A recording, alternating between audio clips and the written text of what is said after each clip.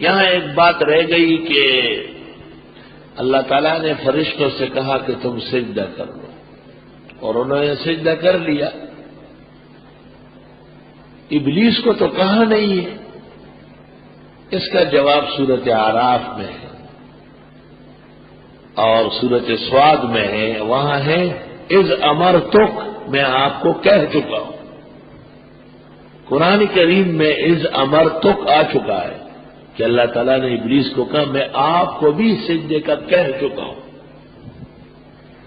یہی وجہ ہے کہ یہ اعتراض ابلیس نے نہیں کیا کہ آپ نے مجھے تو کہا نہیں، بلکہ اعتراض یہ کیا، اللہ تعالیٰ کو کہا کہ آپ کا کہنا معاذ اللہ حکمت کے خلاف ہے کہ ایک گدھیے کو سجدہ کراتے اعلیٰ سے، اپنے آپ کو اعلیٰ کہا، کیونکہ حضرت آدم بشر تھے اور یہ آگ سے بنے تھے، تو بشر کو کم سمجھنا اور کسی اور جنس کو اس سے اعلیٰ سمجھنا، جیسے بدعتی کہتے ہیں کہ نبی کو بشر کہنے سے اوصاف کی نفی ہوتی ہے اور توہین ہوتی ہے، یہ نظریہ بدعتیوں نے ابلیس لے لیا ہے۔ ان کا پہلا اعلیٰ حضرت وہ ابلیس ہے، پہلا اعلیٰ حضرت ان کا ابلیس ہے، جس نے آدم کی بشریت پر صاف صاف اعتراض کیا کہ ایک بشر اتنی عزت نہیں پا سکتا ہے کہ ملائک اور جنات اس کا سجدہ کریں، یہ ہمارا سجدہ کریں۔ بالفاظ دیگر وہ یہ کہنا چاہتا تھا کہ جسے پیغمبر کہتے ہیں وہ ضرور بشر نہ ہو، تو پیغمبر کی بشریت کا پہلا منکر ابلیس ہے، اور بعد میں ان کی یہ ذریت مختلف رنگوں میں ظاہر ہو گئی۔ بہر رنگے کے خواہی جامہ بھی پوش، من اندازے قدک رامی شناسا۔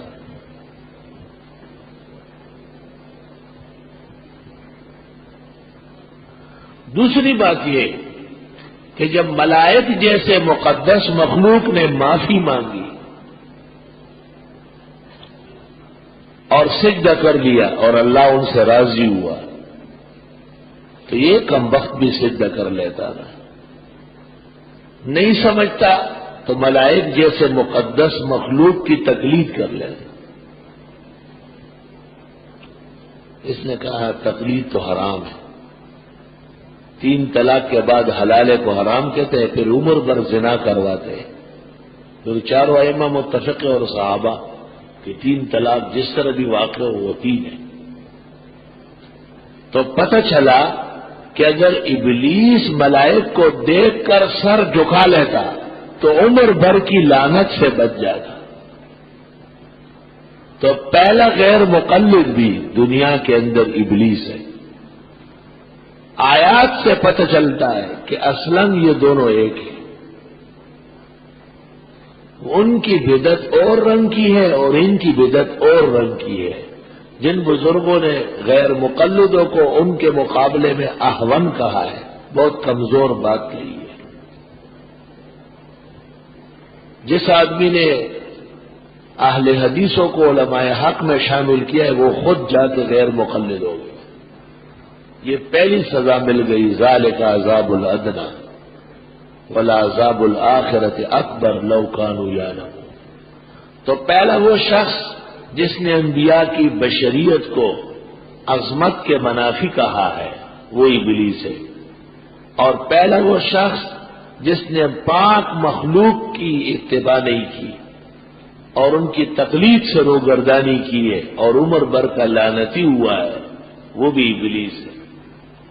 میں نے احسن العطر کے اخیر میں لکھا ہے کہ جن مسائل میں بدعتیوں کا اہل حق سے اختلاف ہے، ان مسائل میں یہ بھی غیر مقلد ہے۔ تیجا، چیلم، برسی، عرس، دعا میں ان اللہ کی آیت پڑھنا، کھڑے ہو کر صلی اللہ علیہ وسلم پڑھنا، میلاد منانا، اذان سے پہلے یا اذان کے بعد صلی اللہ علیہ وسلم پڑھنا، ان تمام مسائل میں یہ فقہ نہیں دکھا سکتے، غیر مقلد ہے۔ اگر یہ مذہب کے مسائل ہوتے تو ہماری فقہ میں موجود ہوتے۔ قبر کے پاس اذان دلانا، ان کا علاج کیا ہے؟ مسجدوں سے باہر نکالنا، اترو، نکلو، ان کا تو بڑا ہی ابلیس ہے، تو یہ کہاں سے اچھے ہو گئے؟ اور یہ جو آپ کے پیچھے نماز پڑھتے ہیں، آپ کے پاس آتے ہیں، یہ اس وجہ سے نہیں کہ آپ اچھے ہیں، اس لیے کہ ان کے دل میں نماز کی عزت نہیں ہے۔ سیدھی بات یہ ہے۔ ہماری مسجدوں میں ان کا آنا شر سے خالی نہیں ہے۔ اگر اس خیال سے آئے کہ اللہ انہیں ہدایت دے، طلب ہدایت ہو، لیکن یہ بالکل مشکل ہے، ویسے انجیکشن کھا چکے ہیں۔ ہمارے ہاں گیٹ پر جب میں نے لکھوایا مسلک دیوبند، گیٹ پہ لکھا ہے نا، تو ہمارے جو نمازی بزرگ نمازی دو چار آپس میں باتیں کر رہے تھے کہ اگر یہ نہ ہوتا تو تب بھی ہم دیوبندی ہیں، اور اس بہانے کوئی بدعتی آ کر کے حضرت کے پیچھے نماز پڑھ لیتا، واز سن لیتا، شاید اس کو ہدایت ہو جائے۔ میں نے سنی بات، اور میں نے عصر کی نماز کے بعد جیسے معمول ہے کوئی ایک آدھ بات کرنا دعا سے پہلے، تو میں نے کہا کہ یہ جو بورڈ لگا ہے مسلک دیوبند کا، اس کا یہ فائدہ ہے کہ ہماری نماز صحیح ہو جائے، کیونکہ فقہاء لکھتے ہیں کہ بدعتی اور پھر وہ بھی اعتقادی جس جگہ موجود ہو وہاں اللہ کی لعنت برستی، تو صفوں سے لعنتی لوگوں کو نکالنے کے لیے مسلک کی تعین ضروری ہے۔ اہدنا الصراط المستقیم، تعین مسلک اور تسدید مشرع۔ تو میں نے کہا آپ نے ان کی فکر کی اور میں نے آپ کی فکر کی، اور اپنی فکر دوسروں سے زیادہ ضروری ہے۔ اپنی مسجدوں میں 20-20 سال امامت و خطابت کرتے ہیں، مسلک کا نام نہیں لے سکتے۔ ایمان سے کہو ان کو وہاں تنخواہ لینا جائز ہے، حرام لیتے ہیں۔ یہ وہ ہے جن کے لیے تنخواہیں ناجائز۔ اپنے اکابر و اسلاف ان کا تعارف بہت ضروری ہے، ہم سے زیادہ ضروری ہے۔ کام تو انہوں نے کیا ہے، ہم تو ان کا دامن پکڑ کر کے خیر و رشد کے ساتھ کھائے۔